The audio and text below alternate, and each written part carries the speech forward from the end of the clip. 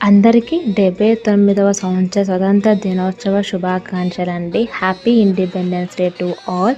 So independence day అంటే 90s వాళ్ళదే అండి. అప్పటికి ఇప్పటికి డిఫరెన్స్ ఏంటిది అని అనుకోవచ్చు. సేమ్ ఫ్లాగ్ పోస్టింగ్, సేమ్ అంతా కావచ్చు. కానీ 90s కిడ్స్కి ఇండిపెండెన్స్ డే అన్న, రిపబ్లిక్ డే అన్న ఒక పెద్ద పండగలాగా చేసుకునే వాళ్ళము.